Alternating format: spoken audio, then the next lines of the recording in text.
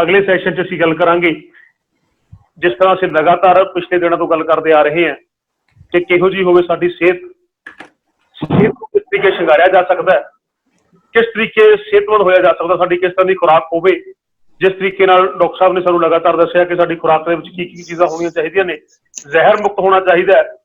उस जहर मुक्त जिहड़ी प्रोडक्शन है, पैदावार है जिहड़ी उहनूं किस तरीके पैदा किया जाए। अज साडी समुची जे असीं बहुता दूर ना जाइए, पंजाब की गल करिए तो पंजाब दे विच पैसटीसाइड्स इत्थों तक पैर पसार चुकी है कि खेती जिहड़ी है वो जहरीली हो चुकी है।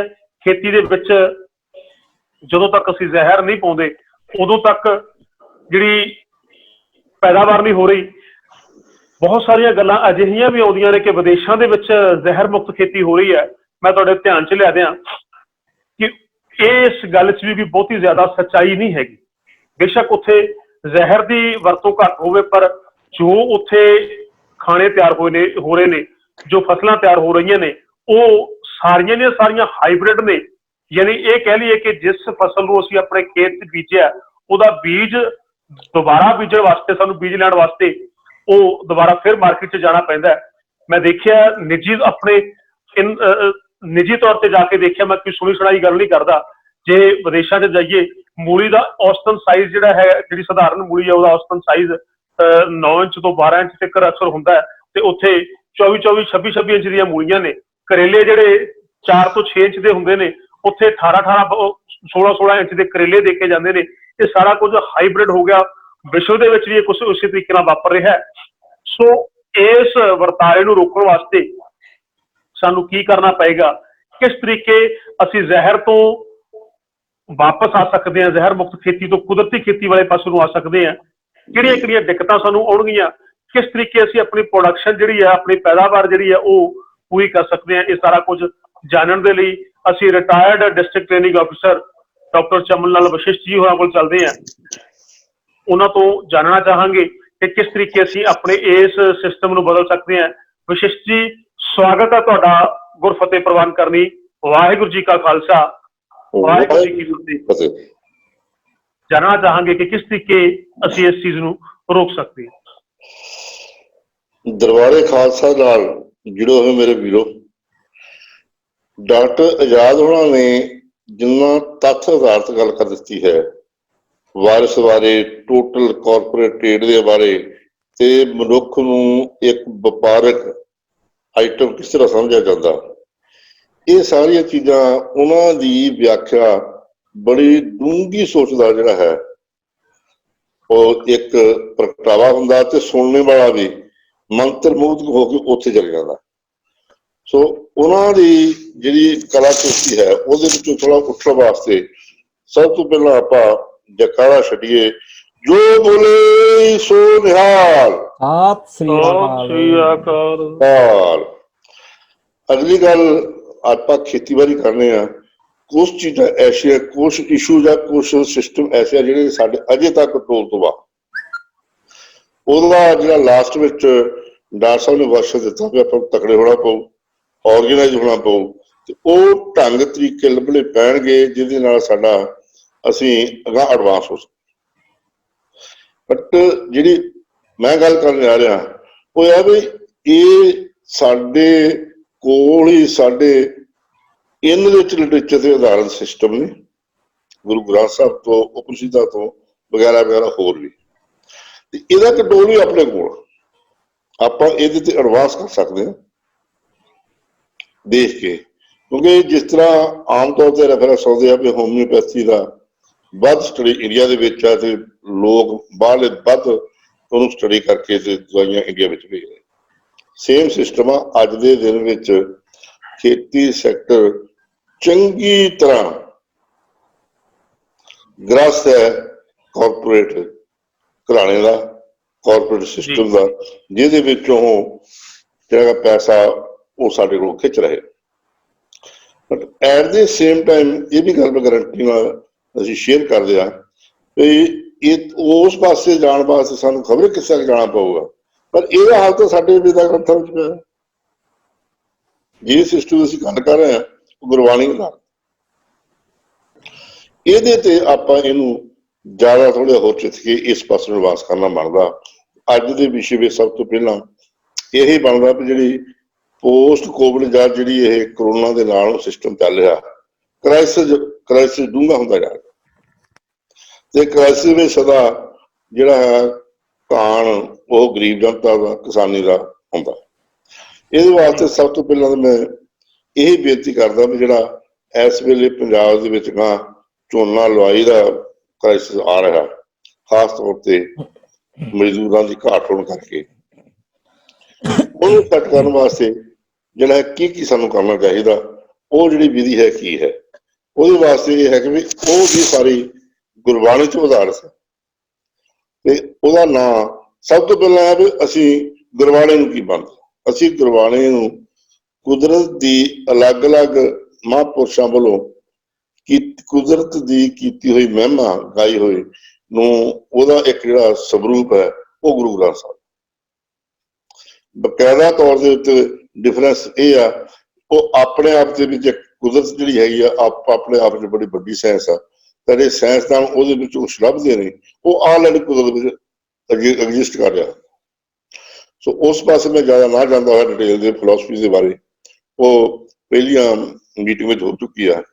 ਜਿਹੜਾ ਝੋਨੇ ਦੀ ਬਿਜਾਈ ਦੇ ਬਾਰੇ ਹੈ, ਉਹ ਸਾਰੀਆਂ ਗੱਲਾਂ ਨੂੰ ਮੰਨਦੇ ਹੋਏ ਇਹਦੇ ਵਿੱਚ ਕਿੰਨੀ ਜ਼ਹਿਰ ਪੈਂਦੀ ਆ, ਇਹ 'ਚ ਕਿੰਨਾ ਕੈਮੀਕਲ ਪੈਂਦਾ, ਇਹ ਕਿੱਦਾਂ ਮੀਥੇਨ ਬਣਾਉਂਦਾ, ਕਿ ਸਾਡਾ ਪਾਣੀ ਕਿੱਦਾਂ ਲੁੱਟ ਰਿਹਾ, ਇਹ ਸਾਰੀਆਂ ਗੱਲਾਂ ਦੀ ਸਟੱਡੀ ਤੋਂ ਬਾਅਦ ਜਿਹੜੀ ਇੱਕ ਮਨੁੱਖੀ ਸਾਈਕੋਲੋਜੀ ਦੇ ਆਧਾਰ ਤੇ ਗੱਲ ਬਣਦੀ ਆ।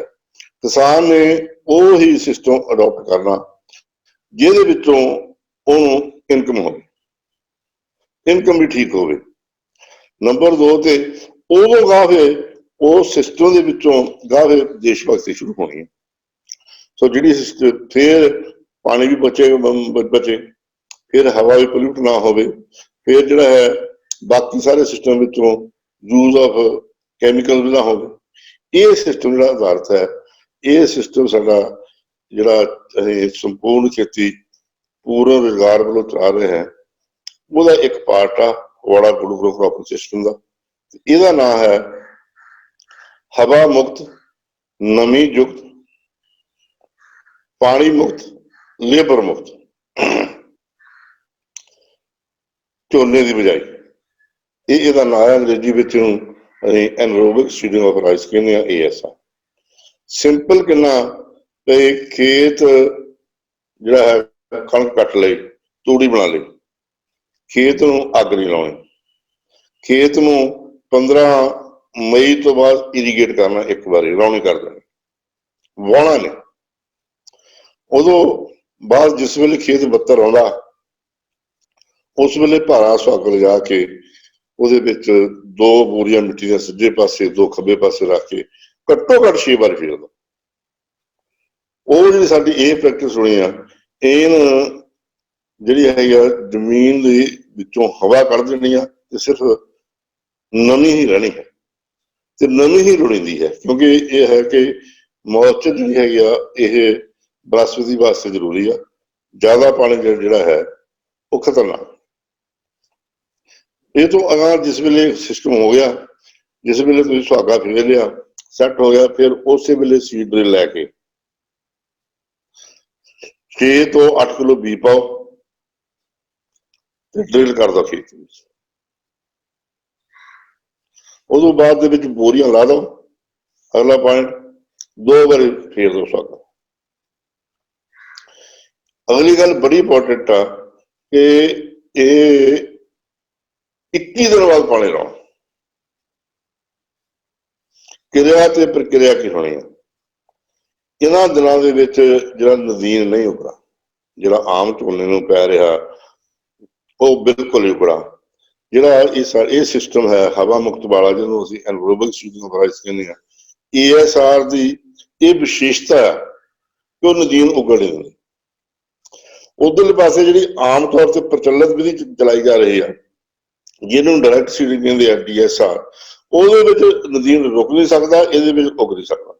ਉਹਦੇ ਵਿੱਚ ਨਦੀਨ ਰੋਕਣ ਵਾਸਤੇ ਤੁਹਾਨੂੰ ਜ਼ਰੂਰ ਕੋਈ ਨਾ ਕੋਈ ਵੀਡੀਸਾਈਡ, ਕੋਈ ਨਾ ਕੋਈ ਜ਼ਹਿਰ ਛਿੜਕਣੀ ਪੈਣੀ ਹੈ ਤਾਂ ਘਟੋਗੇ। ਇਸ ਕਰਕੇ ਸਾਡੀਆਂ ਨਜ਼ਰਾਂ ਵਿੱਚ ਇਹ ਆ ਵੀ ਡਾਇਰੈਕਟ ਜਿਹੜੀ ਸੀਡਿੰਗ ਰਾਈਸ ਹੈ ਉਹਦਾ ਮੇਨ ਐਟਰੀਬਿਊਟ ਜਿਹੜਾ ਹੈ ਉਹ ਵੀਡੀਸਾਈਡ ਆ, ਜਿਹੜਾ ਖਤਰਨਾਕ ਆ, ਨਾ ਕਿ ਸਿੱਧੀ ਬਿਜਾਈ।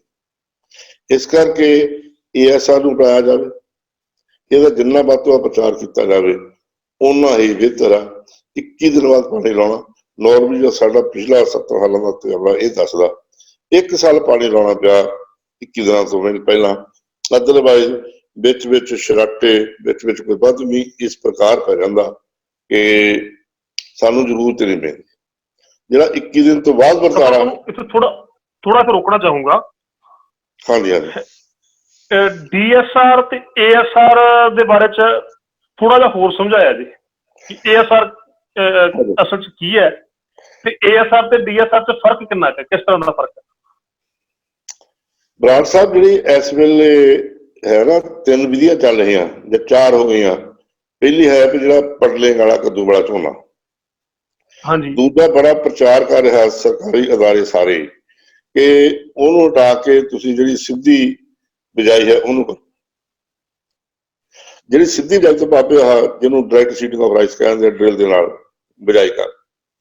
ਇਹਨਾਂ ਵਿੱਚ ਦੋਹਾਂ ਵਿੱਚ ਡਿਫਰੈਂਸ ਇਹ ਹੈ ਕਿ ਜਿਹੜਾ ਹੈ ਝੋਨਾ, ਇਹ ਜਿਸ ਖਿੱਤੇ ਦਾ ਏਰੀਆ ਹੈ, ਉਹ ਫਸਲ ਹੈ, ਇਹਦੇ ਵਿੱਚ ਕੁਦਰਤ ਨੇ ਇੱਕ ਵਿਸ਼ੇਸ਼ਤਾ ਪਾਈ ਹੋਈ ਹੈ, ਗੁਣ ਹੈ ਕਿ ਇਹ ਹਵਾ ਰਹਿਤ ਵਾਤਾਵਰਣ ਦੇ ਵਿੱਚ ਉਗਣਾ। ਸਾਡਾ ਜਿਹੜਾ ਵਾਤਾਵਰਣ ਉਹ ਹਵਾ ਯੁਕਤ ਹੈ, ਹਵਾ ਇਹਦੇ ਵਿੱਚ ਹੁੰਦੀ ਆ ਧਰਤੀ ਵਿੱਚ ਜੀ, ਜਿਸ ਕਰਕੇ ਉਗਦਾ ਝੋਨਾ ਸਾਰਾ ਉਗਦਾ ਸਿੱਧੀ ਬਿਜਾਈ ਨਾਲ। ਲੇਕਿਨ ਇਹਦੇ ਨਾਲ ਜਿਸਲੇ ਝੋਨਾ ਉਗਦਾ ਨਾਲ ਹੀ ਨਦੀਨ ਵੀ ਉਗਦੇ ਰਹੇ, ਕਿਉਂਕਿ ਨਦੀਨ ਸਾਡੇ ਇਸ ਖਿੱਤੇ ਦੇ ਨੇ। ਉਹਨਾਂ ਨੂੰ ਉਗਣ ਵਾਸਤੇ ਜਿਹੜਾ ਮਾਹੌਲ ਮਿਲ ਜਾਂਦਾ, ਐਰੋਬਿਕ ਹਵਾ ਵਾਲਾ ਵਾਤਾਵਰਨ, ਉਹ ਵੀ ਨਾਲ ਉਗ ਪੈਂਦੇ ਨੇ ਤੇ ਇਸ ਹਿਸਾਬ ਵਿੱਚ ਉਗ ਪੈਂਦੇ ਨੇ। Rate of development, rate of growth ਸਦਾ ਹੀ ਨਦੀਨ ਦਾ ਵੱਧ ਹੁੰਦਾ ਮੇਨ ਫਸਲ ਨਾਲ, ਜਿਹੜਾ ਕਿਸਾਨ ਨੂੰ ਵੀ ਗਾਂ ਜਾ ਕੇ ਤਕਲੀਫ ਦਿੰਦਾ। ਇੱਥੇ ਆਣ ਕੇ ਸਿਵਾਏ ਬੀਡੀ ਸਾਈਡ ਤੋਂ ਕੋਈ ਹੱਲ ਨਹੀਂ ਰਹਿ ਜਾਂਦਾ। ਜਿਹੜਾ ਨੋਰਮਲੀ ਕਿਸਾਨ ਕਰਨਾ ਕਈ ਵਾਰੀ ਕੁਤਾਹੀ ਨੇ, ਉਹਨਾਂ ਦੇ ਸਵਾਲ ਵਿੱਚ ਆ ਕਿ ਨਦੀਨ ਸਾਨੂੰ ਖੇਤਾਂ ਵਿੱਚ ਉਸ ਵੇਲੇ ਦਿਸਦਾ ਜਿਸ ਵੇਲੇ ਉਹ ਕੋਈ ਚੱਪਾ ਹੋ ਜਾਏ, ਉਹਦੇ ਝੋਨਾ ਥੱਲੇ ਦਾ ਪੈ ਜਾਂਦਾ। ਇਸ ਕਰਕੇ ਇਹ ਅਨੁਕੂਲ ਨਹੀਂ ਸਾਡਾ ਜਿਹੜਾ ਵਾਤਾਵਰਨ ਹੈਗਾ ਧਰਤੀ ਮਾਤਾ ਦਾ, ਉਹਦੇ ਮੁਤਾਬਕ ਇਸ ਦੀ ਬਿਜਾਈ ਬਿਲਕੁਲ ਅਨੁਕੂਲ ਨਹੀਂ। ਦੂਸਰੇ ਪਾਸੇ ਐਨਰੋਬਿਕ ਸੀਡਿੰਗ, ਹਵਾ ਮੁਕਤ ਵਾਤਾਵਰਨ, ਜਿਹੜਾ ਆਪਾਂ ਇੱਕ ਵਾਰੀ ਪਾਣੀ ਦੇ ਕੇ 6 ਵਾਰ ਸੁਹਾਗਾ ਮਾਰਦੇ ਆ, ਉਹਦੇ ਨਾਲ ਹਵਾ ਮੁਕਤ ਵਾਤਾਵਰਨ ਹੋ ਜਾਂਦਾ, ਪਰੰਤੂ ਨਮੀ ਜ਼ਰੂਰ ਰਹਿੰਦੀ ਹੈ ਤੇ ਬਨਸਪਤੀ ਨੂੰ ਉਗਣ ਵਾਸਤੇ ਨਮੀ ਹੀ ਚਾਹੀਦੀ ਹੁੰਦੀ ਹੈ। ਅੱਛਾ, ਜਿਸ ਵੇਲੇ ਉਹ ਉਗਦਾ ਤੇ ਹੁਣ ਜਿਹੜਾ ਹੈ ਸਾਡਾ ਨਦੀਨ, ਜਿਹੜੀ ਮੇਨ ਸਮੱਸਿਆ ਬਣਦੀ ਆ ਨਦੀਨ ਨੂੰ, ਕਿਉਂਕਿ ਸਾਡਾ ਵਾਤਾਵਰਨ ਚਾਹੀਦਾ ਹਵਾ ਦਾ, ਹਵਾ ਅਸੀਂ ਖੇਤ ਵਿੱਚੋਂ ਕੱਢ ਦਿੱਤੀ ਤੇ ਨਦੀਨ ਉਗਦਾ ਹੀ ਨਹੀਂ। ਉਹਦਾ ਜਿਹੜਾ ਹੈ ਨਾ ਉਹ ਕੁੱਟਿਆ ਜਾਂਦਾ, ਸਾਹ ਹੀ ਕੁੱਟਿਆ ਜਾਂਦਾ ਤੇ ਨਦੀਨ ਉਗਦਾ ਨਹੀਂ। ਸਿਰਫ ਜਿਹੜੀ ਹੈਗੀ ਆ ਫਸਲ ਜਿਹੜੀ ਸਾਨੂੰ ਚਾਹੀਦੀ ਲੋੜੀਂਦੀ ਹੈ ਉਹ ਹੈ ਝੋਨਾ। ਉਹ ਜਿਹੜਾ ਹੈ ਤੁਸੀਂ ਦੇਖੋ ਉਹ ਹੀ ਉਗਦਾ। ਕਿੱਡੀ ਵੱਡੀ ਗੱਲ ਹੈ। ਦੁਨੀਆ ਦੇ ਵਿੱਚ ਅੱਜ ਤੱਕ, ਮੈਂ ਸਾਰੀ ਦੁਨੀਆ ਦੀ ਸਾਰਾ ਲਿਟਰੇਚਰ ਦੇਖ ਲਓ, ਸਾਰਾ ਸਿਸਟਮ ਦੇਖ ਲਓ, ਦੁਨੀਆ ਦੇ ਵਿੱਚ ਅੱਜ ਤੱਕ ਇਹ ਸਿਸਟਮ ਇਵੋਲਵ ਜੇ ਹੋਇਆ ਤੇ ਇੱਥੇ। ਇਸ ਕਰਕੇ ਕਈ ਵਾਰੀ ਸਾਨੂੰ ਵੀ ਸਮਝ ਨਹੀਂ ਲੱਗਦੀ, ਕਿਉਂਕਿ ਇਹ ਜਿਹੜੀ ਨੋਰਮਲ ਪ੍ਰਵਿਰਤੀ ਹੈ ਇਨਸਾਨੀ, ਉਹਦੇ ਤੋਂ ਉਤਲੀ ਗੱਲ ਆ, ਤਾਂ ਦੀ ਗੱਲ ਆ ਤੇ ਵੇਦਾਂ ਗ੍ਰੰਥਾਂ ਦੀ ਆਧਾਰਿਤ ਗੱਲ ਆ। ਇਸ ਕਰਕੇ ਇਹਨੂੰ ਆਪਾਂ ਕ੍ਰਿਸ਼ਮਾ ਕਹਿ ਸਕਦੇ। ਕ੍ਰਿਸ਼ਮਾ ਭਗਵਾਨ ਦਾ, ਭਗਵਾਨ ਕੌਣ? ਭੂਮੀ, ਗਗਨ, ਵਾਯੂ, ਅਗਨੀ, ਨੀਰ, ਇਹਨਾਂ ਦੇ ਸੁਮੇਲ ਦਾ ਇੱਕ ਕ੍ਰਿਸ਼ਮਾ ਆ ਜਿਹਦੇ ਤਹਿਤ ਸਾਰਾ ਬਣਦਾ। ਇਹ ਆ ਮੇਨ ਫਰਕ ਡੀਐਸਆਰ ਤੇ ਏਐਸਆਰ ਵਿੱਚ। ਇਸ ਕਰਕੇ ਸਨੇਬਲ ਵੀ ਹੋਰ ਦੱਸਿਓ। ਹਾਂਜੀ, ਜਿਹੜੀ ਡੀਐਸਆਰ ਹੈ, ਇੱਕ ਕੁਝ ਟੈਕਨੀਕਸ ਇਹੋ ਜਿਹੀਆਂ ਵੀ ਡਿਵੈਲਪਡ ਨੇ ਕਿ ਜਦੋਂ ਸਿੱਧੀ ਬਿਜਾਈ ਕਰਦੇ ਆ ਉਹਦੇ ਚ ਇੱਕ ਮਸ਼ੀਨੀ ਬਿਜਾਈ ਹੈ, ਇੱਕ ਸਿੱਧੀ ਬਿਜਾਈ ਹੈ। ਡੀਐਸਆਰ ਦੇ ਵਿੱਚ ਕੀ ਬੀਜ ਬੀਜਿਆ ਜਾਂਦਾ ਜਾਂ ਪਨੀਰੀ ਉਸੇ ਤਰ੍ਹਾਂ ਬੀਜੀ ਜਾਂਦੀ ਹੈ? ਇਹ ਜਿਹੜਾ DSR ਵਿੱਚ ਨਾ ਇਹਦੇ ਵਿੱਚ ਸਿੱਧਾ ਬੀਜ ਬੀਜਿਆ ਜਾਂਦਾ। ਜੀ ਜਿਹੜਾ ਤੁਸੀਂ ਦੂਜੀ ਗੱਲ ਕਹਿ ਰਹੇ ਨਾ, ਉਹ ਪਨੀਰੀ ਦੀ ਟ੍ਰਾਂਸਪਲਾਂਟਿੰਗ ਆ ਜਿਹੜੀ ਪਿਛਲੇ ਪਾਸੇ ਪਾਕਿਸਤਾਨ ਤੇ ਹੈਗੇ 7.5 ਲੱਖ ਦੀ ਮਸ਼ੀਨ, ਉਹ ਟ੍ਰਾਂਸਪਲਾਂਟਿੰਗ। ਤੇ ਟ੍ਰਾਂਸਪਲਾਂਟਿੰਗ ਦਾ ਕਦੀ ਵੀ ਕੁਦਰਤੀ ਫੈਨੋਮੇਨਾ ਹੋਇਆ ਹੀ ਨਹੀਂ। ਟ੍ਰਾਂਸਪਲਾਂਟਿੰਗ ਇਹ ਸਾਰੇ ਬੋਝ ਪਾਏ ਹੋਏ ਆ ਕਿਸਾਨਾਂ ਦੇ ਉੱਤੇ। ਹਰੇਕ ਜਿਹੜੀ ਪ੍ਰੈਕਟਿਸ ਆ ਰਹੀ ਹੈ, ਤੁਸੀਂ ਪਿਛਲੇ ਪਾਸੇ ਨੂੰ ਉਹਦੀ ਪਿੱਠ ਦੇ ਪਿੱਛੋਂ ਦੇਖਿਓ, ਕੋਈ ਨਾ ਕੋਈ ਮਸ਼ੀਨ ਜ਼ਰੂਰ ਨਿਕਲ ਰਹੀ, ਬਿਲਕੁਲ ਨਿਕਲ ਰਹੀ ਹੈ। ਉਹ ਵੀ ਇਸ ਲੈਵਲ ਤੱਕ ਆ, ਉਹ ਨਾ ਇਕੱਲਾ ਕਿਸਾਨ ਖਰੀਦ ਸਕਦਾ, ਨਾ ਕਿਸਾਨਾਂ ਦੀ ਇਕੱਠੇ ਹੋ ਕੇ ਸੁਸਾਇਟੀ ਖਰੀਦ ਸਕਦੀ। ਇਸ ਕਰਕੇ ਬੜਾ ਸਿੱਧਾ ਹੀ ਮੈਥਡ ਆ। ਦੇਖੋ ਨਾ, ਪਨੀਰੀ ਦੀ ਜਿਹੜੀ ਹੈ, ਪਨੀਰੀ ਪਾਉਣੀ ਨਹੀਂ ਪੈਣੀ, ਬੀਜ ਤੋਂ ਬਚ ਗਏ, ਲਗਾਉਣੀ ਨਹੀਂ ਪੈਣੀ। ਕਿਉਂਕਿ ਹੁਣ ਗਾ ਆਉਣ ਵਾਲੇ ਟਾਈਮ ਵਿੱਚ ਸੱਚੀ ਮੁੱਚੀ ਮਜ਼ਦੂਰਾਂ ਦੀ ਘਾਟ ਆ ਰਹੀ ਹੈ। ਕਿਉਂਕਿ ਜੇ ਮਜ਼ਦੂਰ ਦੇਖ ਲਈਏ, ਮਜ਼ਦੂਰੀ ਉਹਨੂੰ ਕਹਿੰਦੇ ਆ, ਮਜ਼ਬੂਤੀ ਕਹਿੰਦੇ ਆ, ਪਰ ਸਾਡੀਆਂ ਨਜ਼ਰਾਂ ਵਿੱਚ ਅਸੀਂ ਮਜ਼ਦੂਰ ਨੂੰ ਕਿਰਤਵੀਰ ਕਹਿੰਦੇ ਹਾਂ। ਉਹ ਕਿਰਤਵੀਰ ਆ, ਆਪਣੇ ਹੱਥਾਂ ਦੇ ਨਾਲ ਕੰਮ ਕਰਕੇ ਉਹ ਬਾਕੀਆਂ ਨੂੰ ਵੀ ਫੀਡ ਕਰਦਾ। ਉਹਦੀ ਬੜੀ ਮਹੱਤਤਾ ਆ ਇਹ ਟੋਟਲ ਸਮਾਜਿਕ ਸਿਸਟਮ ਵਿੱਚ। ਪਰ ਪ੍ਰਚਲਿਤ ਸਿਸਟਮ ਵਿੱਚ ਉਹਨੂੰ ਨਾ ਨਗੇਸ਼ਨ ਨਾਲ ਹੀ ਦੇਖਿਆ ਜਾਂਦਾ, ਹਰੇਕ ਉੱਥੇ ਲਾਈ ਜਾਂਦੀ ਆ। ਸੋ ਇਸ ਕਰਕੇ ਇਹ ਕਲੈਕਟਿਵ ਇਹ ਚੀਜ਼ ਆਪਾਂ ਆਪਣੇ ਲੈਵਲ ਤੇ ਕਰ ਸਕਦੇ ਹਾਂ। ਆ ਜਿਹੜੀ ਗੱਲ ਮੈਂ ਦੱਸੀ ਨਾ, ਸਿਸਟਮ ਦੱਸਿਆ, ਹਵਾ ਮੁਕਤ, ਨਮੀ ਯੁਕਤ, ਪਾਣੀ ਮੁਕਤ, ਲੇਬਰ ਮੁਕਤ, ਇਹ ਸਿਸਟਮ ਯਾਰ ਆਪਾਂ ਆਪਣੇ ਲੈਵਲ ਤੇ ਕਰ ਸਕਦੇ ਹਾਂ। ਬਿਲਕੁਲ। ਅੱਛਾ, ਇਹ ਵਿਜ਼ਨ ਫਰੇਮਵਰਕ ਆਫ ਰੂਲਸ ਹੈ।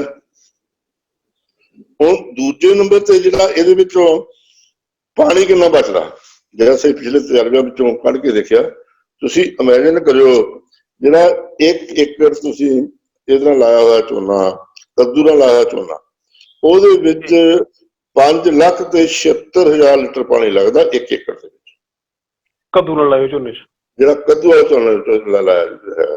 ਤੇ ਜਿਹੜਾ ਇਹ ਹੈ ESR ਹਵਾ ਮੁਕਤ ਵਾਲਾ ਸਿਸਟਮ, ਇਹਦੇ ਵਿੱਚ ਪਾਣੀ ਲੱਗਦਾ ਹੈਗਾ 43,600 ਲੀਟਰ। 43,600 ਤੋਂ ਉਧਰ 5,76,000। ਇਮੈਜਿਨ ਕਰਿਓ। ਗਾਂ ਬਰਾੜ ਸਾਹਿਬ, ਇਹ ਤੋਂ ਗੱਲ ਜ਼ਿਆਦਾ ਹੋਰ ਇੰਪੋਰਟੈਂਟ ਜਿਹੜੀ ਹੈਗੀ, ਜਿਹੜੀ ਸਾਡੇ ਤੇ ਬੋਝ ਪਾਏ ਹੋਏ ਆ, ਉਹ ਹੈ ਬਿਜਲੀ ਦਾ। ਬਿਜਲੀ ਦੀ ਇੱਕ ਸੀਜ਼ਨ ਦੇ ਵਿੱਚ ਜਿਹੜੀ ਮੋਟਰ 10 ਦੀ ਮੋਟਰ ਹੋਵੇ, 4 ਦਾ ਉਹਦਾ ਜਿਹੜਾ ਹੈਗਾ ਡਿਲੀਵਰੀ ਹੋਵੇ ਜੀ, ਉਹਦੇ ਆਧਾਰ ਤੇ ਜਿਹੜੀ ਬਿਜਲੀ ਦੀ ਕੰਜ਼ੰਪਸ਼ਨ ਹੈਗੀ ਆ ਕੱਦੂ ਵਾਲੇ ਝੋਨੇ ਦੀ ਜੀ, ਉਹ ਹੈਗੀ ਆ 160 ਘੰਟੇ। ਜਿਹੜੀ ਹੈਗੀ ਆ ਹਵਾ ਮੁਕਤ, ਨਮੀ ਯੁਕਤ, ਪਾਣੀ ਮੁਕਤ, ਆਹ ਜਿਹੜੀ ਹੈਗੀ ਆ ਲੇਬਰ ਮੁਕਤ ਝੋਨੇ ਦੀ ESR ਦੀ, ਇਹਦੀ ਕੰਜ਼ੰਪਸ਼ਨ ਹੈਗੀ ਆ ਇਹ ਆਪਣੇ ਸਾਰੇ ਸੀਜ਼ਨ ਦੀ 16 ਘੰਟੇ। 160 ਦੇ ਵਿੱਚੋਂ 16 ਘਟਾ ਲਓ, 144 ਘੰਟੇ ਦੀ ਇੱਕ ਸੀਜ਼ਨ ਦੀ ਬਿਜਲੀ ਦੀ ਬਚਤ ਹੈ ਜੀ। ਅਸੀਂ ਤੁਹਾਨੂੰ ਉਦਾਹਰਨ ਦੇ ਸਕਦੇ ਹਾਂ ਵੀ ਲੋਕਾਂ ਨੇ ਕਿ ਮੋਟਰਾਂ ਚਲਾਈਆਂ ਪਿਛਲੇ ਸਾਲ, ਉਹ ਬਾਅਦ ਦੀ ਗੱਲ ਆ, ਲੇਕਿਨ ਇੰਨੀ ਫੈਕਟ ਆ, ਇਹਦੇ ਨਾਲ ਕਿਸਾਨ ਵੀ ਬਚਾ। ਅੱਗੇ ਗੱਲ ਅਮਲ ਨਿਬੇੜਨੀ ਆ, ਕਿਸੇ ਨੇ ਤੇਰੀ ਯਾਦ ਪੁੱਛਣੀ, ਅਮਲਾਂ ਦੇ ਹੁਣੇ ਨਿਬੇੜੇ। ਅਮਲਾਂ ਵਿੱਚ ਇਹ ਆ ਵੀ ਕਿਸਾਨ ਨੂੰ ਇਹ ਵਿਧੀ ਅਪਣਾ ਕੇ ਫਾਇਦਾ ਹੀ ਫਾਇਦਾ, ਕਿਉਂਕਿ ਉਹਦਾ ਝਾੜ ਨਹੀਂ ਕਰਨਾ। ਪ੍ਰੋਫਿਟ ਦਾ ਬੜਾ ਸਿੱਧਾ ਫਾਰਮੂਲਾ, ਜਿਹੜਾ ਟੋਟਲ ਇਨਕਮ ਮਾਈਨਸ ਲਾਗਤ ਇਨਪੁਟ ਕੋਸਟ, ਇਹ ਆਪਣੇ ਆਪ ਹੀ ਵੱਧ ਜਾਂਦਾ। ਜਿਹੜਾ ਪਨੀਰੀ ਲਾਉਣੀ ਨਹੀਂ ਪੈਣੀ ਜੀ, ਸਪਰੇਅ ਕਰਨੀ ਨਹੀਂ ਪੈਣੀ, ਨਾ ਲਵਾਈ ਨਹੀਂ ਕਰਨੀ ਪੈਣੀ। ਆ ਗਿਆ ਨਾ ਡਿਫਰੈਂਸ, ਆ ਗਿਆ ਨਾ ਲਾਗਤ ਕੀਮਤ ਵਿੱਚ। ਬਿਲਕੁਲ ਜੀ। ਝਾੜ ਜਿਹੜਾ ਆ ਉਹ ਬਰਾੜ ਸਾਹਿਬ ਪੂਰਾ ਆ ਜਾਣਾ ਜੀ, ਜਿੰਨਾ ਉਸ ਏਰੀਆ ਦਾ ਝਾੜ ਹੈ ਨਾ, ਉਹਦੇ ਤੋਂ ਉਹ ਝਾੜ ਕੱਢਣਾ ਨੇ ਟੋਟਲ ਦਾ। ਇਸ ਕਰਕੇ ਉਹ ਸਿਸਟਮ, ਉਹ ਕਿਸਾਨ ਨੂੰ ਜਿਹੜਾ ਹੈਗਾ ਵਾਇਬਲ ਰਹੇਗਾ, ਜੇਬ ਚ ਪੈਸਾ ਨਹੀਂ ਨਿਕਲਣਾ ਜਾਂ ਬਹੁਤ ਘੱਟ ਨਿਕਲਣਾ। ਇਹ ਜਿਹੜੀ ਹੈ ਬਿਜਾਈ, ਇਹ 20 ਮਈ ਤੋਂ ਸ਼ੁਰੂ ਕਰਨੀ ਆ ਇਹ ਸਿਸਟਮ ਜੀ, ਤੇ ਇਹਨੂੰ 5 ਜੂਨ ਤੱਕ ਤੁਸੀਂ ਕਰਦੇ ਰਹੋ। ਇਹ ਤੋਂ ਨਾ ਡਾਕਟਰ ਸਾਹਿਬ ਇੱਥੇ ਇੱਕ ਗੱਲ ਹੋਰ ਹੈ ਹਾਂਜੀ ਕਿ ਜਿਸ ਤਰ੍ਹਾਂ ਪਨੀਰੀ ਵਾਲੇ ਝੋਨੇ ਦੀ ਬਿਜਾਈ ਦੀ ਇੱਕ ਡੇਟ ਫਿਕਸ ਕੀਤੀ ਜਾਂਦੀ ਹੈ, ਹਾਂਜੀ ਜਿਹੜਾ ਅਸੀਂ ਇਸ ਤਰੀਕੇ ਨਾਲ ASR ਵਿਧੀ ਰਾਹੀਂ ਚੌਲ ਜਿਹੜਾ ਬੀਜਾਂਗੇ ਉਹਦੇ ਤੇ ਕੋਈ ਸਰਕਾਰੀ ਬੰਦਿਸ਼? ਇਸੇ ਤੋਂ ਨਾ ਅਸੀਂ ਜਿਹੜਾ ਹੈ ਨਾ ਡੇਟ ਸਾਰਾ ਸਰਕਾਰੀ ਸਿਸਟਮ ਦੇਖ ਕੇ ਨਿਯਮ ਦੇਖ ਕੇ ਤਾਂ ਹੀ ਉਹ 15 ਜੂਨ ਤੋਂ ਸੱਚ 15 ਮਈ ਤੋਂ ਅਗਾਂਹ ਦੀ ਰੱਖੀ। ਜੀ ਸਰਕਾਰ ਨੇ ਇੱਕ ਨਿਯਮ ਪਾਸ ਕੀਤਾ ਆ, ਕਾਨੂੰਨ ਪਾਸ ਕੀਤਾ ਹੈ ਕਿ ਕਿਸਾਨ 15 ਮਈ ਤੋਂ ਪਹਿਲਾਂ ਪਨੀਰੀ ਨਹੀਂ ਲਾ ਸਕਦਾ। ਜੀ ਅਸੀਂ ਆਪਣੇ ਆਪ ਨੂੰ ਪ੍ਰੋਟੈਕਟ ਰੱਖਦੇ ਹੋਏ, ਕਿਉਂਕਿ ਇਹਨਾਂ ਨੇ ਕੋਈ ਨਾ ਕੋਈ ਬਹਾਨਾ ਲੱਭਣਾ ਹੁੰਦਾ, ਇਸੇ ਤੇ ਅਸੀਂ ਜਿਹੜਾ ਬੇਨਤੀ ਕਰਦੇ ਆ ਕਿ ਇਹ ਸਿਸਟਮ 15 ਮਈ ਤੋਂ ਸ਼ੁਰੂ ਕੀਤਾ ਜਾਵੇ। ਜੀ ਫਿਰ ਉਹ ਪਨੀਰੀ ਲਾਉਣ ਨੂੰ ਕਹਿੰਦੇ ਆ, ਮਤਲਬ ਪਨੀਰੀ ਬੀਜਣ ਵਾਸਤੇ ਕਹਿੰਦੇ ਆ ਸਰਕਾਰ, ਉਹ ਉਹਦੇ ਪ੍ਰੀਵਿਊ ਵਿੱਚ ਆਉਂਦੀ ਆ ਕਿ ਅਸੀਂ ਪਨੀਰੀ ਬੀਜ ਹੀ ਰਹੇ ਹਾਂ 1 ਕਿੱਲਾ ਜਾਂ 10 ਕਿੱਲੇ, ਇਹ 'ਚ ਕੋਈ ਰੌਲਾ। ਹੁਣ ਇਹ ਪ੍ਰਤੱਖ ਵਾਟਰ ਸੇਵਿੰਗ ਕਿੰਨੀ ਵੱਡੀ ਆਉਂਦੀ, ਯਾਨੀ ਇੱਥੇ ਇਹ ਗੱਲ ਸਪਸ਼ਟ ਹੋ ਜਾਂਦੀ ਹੈ ਕਿ ਜੇ ਯਾਨੀ ਪਨੀਰੀ ਬੀਜਣ ਵਾਸਤੇ ਕਹਿਤਾ ਕਿ ਧਰਤੀ ਦੇ ਵਿੱਚ ਅਸੀਂ ਬੀਜ ਪਾਉਣ ਨੂੰ ਜਿਹੜੀ ਡੇਟ ਹੈਗੀ ਉਹ 15 ਮਈ ਦੀ ਰੱਖ ਦਿੱਤੀ, ਕਿਉਂਕਿ 15 ਮਈ ਤੋਂ ਪਹਿਲਾਂ ਤੁਸੀਂ ਚੌਲ ਦਾ ਬੀਜ ਜਿਹੜਾ ਧਰਤੀ 'ਚ ਨਹੀਂ ਪਾ ਸਕਦੇ, ਪ੍ਰੋਗਰੈਸ 'ਚ ਉਹਨੂੰ ਪ੍ਰੋਸੈਸ 'ਚ ਨਹੀਂ ਪਾ ਸਕਦੇ। ਹਾਂ ਦੇਖੋ ਨਾ ਇੱਕ ਹੀ ਸਿਸਟਮ ਆ। ਬਾਕੀ ਇਹ ਆ ਵੀ ਇਹਨਾਂ ਨੂੰ ਇਹ ਸਿਸਟਮ ਪੰਜਾਬ ਵਿੱਚ ਚੱਲ ਰਿਹਾ, ਇਹਨਾਂ ਨੂੰ ਪਤਾ ਆ ਜੀ ਘੇਸਲ ਵੱਟੀ ਬੈਠੇ ਨੇ, reason best known to them, ਉਹਨਾਂ ਨੂੰ ਇਹ ਕਾਰਨ ਜ਼ਿਆਦਾ ਪਤਾ ਹੋਣਗੇ, ਉਹ ਇਹਨੂੰ ਵੱਡੇ ਪੱਧਰ ਤੇ ਲਾਗੂ ਕਰਨ ਵਾਸਤੇ ਸਹਾਇਕ ਕਿਉਂ ਨਹੀਂ ਹੋਏ। ਇਸ ਵੇਲੇ ਤੱਕ ਕੋਈ ਤਕਰੀਬਨ ਅੰਦਾਜ਼ਨ ਸਾਡੇ ਕੋਲ 12 ਤੋਂ 15,000 ਏਕੜ ਦੀ ਜੀ ਮੈਸੇਜ ਆ ਚੁੱਕਿਆ ASR ਰਹੀ। ਹਾਂ, ਤੇ ਜੇ ਮਾੜਾ ਮੋਟਾ ਵੀ ਖੁੱਲ ਗਿਆ ਤੇ ਸਾਡੀ ਕੋਸ਼ਿਸ਼ ਨਹੀਂ, ਅਸੀਂ ਕਰਾਂਗੇ ਅਲੱਗ-ਅਲੱਗ ਖਿੱਤਿਆਂ ਵਿੱਚ ਪੰਜਾਬ ਦੇ। ਇਹ ਬੜੀ ਵੱਡੀ ਅਚੀਵਮੈਂਟ ਹੋਏਗੀ ਜੀ ਕਿ ਪੰਜਾਬ ਦੇ ਵਿੱਚ 12 ਤੋਂ ਲੈ ਕੇ 15,000 ਏਕੜ ਜਿਹੜਾ ਹੈ ASR ਵਿਧੀ ਦੇ ਰਾਹੀਂ ਚੌਲ ਬੀਜਿਆ ਜਾ ਰਿਹਾ ਹੈ, ਤੇ ਪੰਜਾਬ ਦੇ ਪਾਣੀ ਨੂੰ ਬੜੇ ਵੱਡੇ ਪੱਧਰ ਤੇ ਬਚਾਇਆ ਜਾ ਸਕਦਾ। ਮੈਂ ਤੁਹਾਨੂੰ ਪਾਣੀ ਦਾ ਦੱਸਦਾ ਜੀ, ਠੀਕ ਹੈ ਨਾ, ਪਾਣੀ ਨੂੰ ਬਚਾਇਆ ਜਾ ਸਕਦਾ ਬਿਲਕੁਲ। ਹਾਂ, ਇਹ ਤੋਂ ਅਗਾਂਹ ਮਾਲਵੇ ਦੀ ਗੱਲ ਫਿਰ ਕਿਤੇ ਕਰਾਂਗੇ, ਇਹਦੇ ਨਾਲ ਇਸ ਸੰਬੰਧਿਤ ਜਿਹੜੀ ਇਹ ਗੱਲ। ਇੱਕ ਚੀਜ਼ ਹੋਰ ਦੱਸਿਓ ਡਾਕਟਰ ਸਾਹਿਬ, ਇਹਦੇ ਨਾਲ ਇੱਕ ਜੁੜਦੀ ਗੱਲ ਹੈ। ਹਾਂਜੀ, ਜਿਸ ਤਰ੍ਹਾਂ ਅਸੀਂ ਗੱਲ ਕੀਤੀ ਹੈ ਕਿ ਸਾਡੇ ਕੋਲੇ ਜਿਹੜਾ 12,000 ਤੋਂ ਲੈ ਕੇ 15,000 ਏਕੜ ਤੱਕ ਦਾ ਡਾਟਾ ਆ ਚੁੱਕਿਆ ਹੈ ਕਿ ਜਿਹੜੇ ASR ਵਿਧੀ ਰਾਹੀਂ ਬੀਜ ਰਹੇ ਆ, ਤਾਂ ਤੁਸੀਂ ਇਸ ਡਿਪਾਰਟਮੈਂਟ 'ਚ ਰਹੇ ਹੋ, ਪੰਜਾਬ ਦੇ ਵਿੱਚ ਕੁੱਲ ਕਲਟੀਵੇਸ਼ਨ ਲੈਂਡ ਦੇ ਅਕਾਰਡਿੰਗ ਜਿਹੜਾ ਚੌਲ ਦੀ ਪ੍ਰੋਡਕਸ਼ਨ ਹੈ ਉਹ ਕਿੰਨੀ ਭੂਮੀ ਹੈ ਜਿਹੜੀ ਚੌਲ ਦੇ ਹੇਠਾਂ ਆਉਂਦੀ ਹੈ, ਇਹਦੇ ਬਾਰੇ ਤੁਹਾਡੇ ਕੋਲ ਕੋਈ ਡਾਟਾ ਹੋਏਗਾ? ਹਾਂ ਹੈ। ਪਿਛਲੇ ਸਾਲ ਟੋਟਲ ਪੰਜਾਬ ਵਿੱਚ 26 ਜੂਨ 2013 65 ਲੱਖ ਹੈਕਟੇਅਰ ਝੋਨਾ ਬੀਜਿਆ ਗਿਆ ਸੀ। 65 ਲੱਖ ਹੈਕਟੇਅਰ? ਇਹਦੇ ਹੈਕਟੇਅਰ ਨੇ ਜੀ, ਏਕੜ 26 ਲੱਖ ਹੈਕਟੇਅਰ ਝੋਨਾ। 26 ਲੱਖ ਹੈਕਟੇਅਰ, ਓਕੇ, 65 ਲੱਖ ਏਕੜ ਹੋ ਗਿਆ। ਹਾਂ, ਅੱਛਾ, ਹੁਣ ਉਹ ਜਿਹੜਾ ਅਸੀਂ ਉਹਨੂੰ ਮਲਟੀਪਲਾਈ ਹਲੇ ਕਿਉਂ ਨਹੀਂ ਕਰਦੇ? ਜੇ ਕਿੰਨਾ ਪਾਣੀ ਬਚਣਾ, ਪਾਣੀ ਦੀ ਕਿੰਨਾ ਬਚਣਾ, ਬਿਜਲੀ ਕਿੰਨੀ ਬਚਣੀ ਆ, ਲੋਕਾਂ ਨੂੰ ਮੁਫਤ ਬਿਜਲੀ ਦੇਣ ਸ਼ੱਕ, ਪਰ ਇਹਦਾ ਕੰਟਰੋਲ ਬਰਾੜ ਸਾਹਿਬ ਅਸੀਂ ਹੋਕਾ ਦਿੰਦੇ ਆ, ਇਹ ਥੱਲੇ ਵਾਲੇ ਪਾਸੇ ਨੂੰ ਆ, ਇਹ ਪਬਲਿਕ ਕਿਸਾਨਾਂ ਦੇ ਕੋਲ ਆ ਕੰਟਰੋਲ, ਇਹਦਾ ਆਪਣੇ ਕੋਲ ਆ ਕੰਟਰੋਲ ਉਹਦਾ।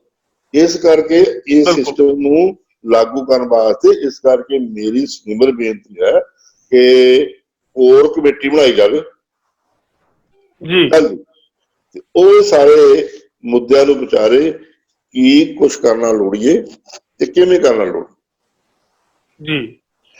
ਤੁਹਾਡੇ ਖਿੱਤੇ ਦੇ ਵਿੱਚ ਕੋਈ ਸਾਡੇ ਵੀਰ ਨਾ ਨਰਮਾ ਉਗਾ ਰਿਹਾ, ਨਰਮਾ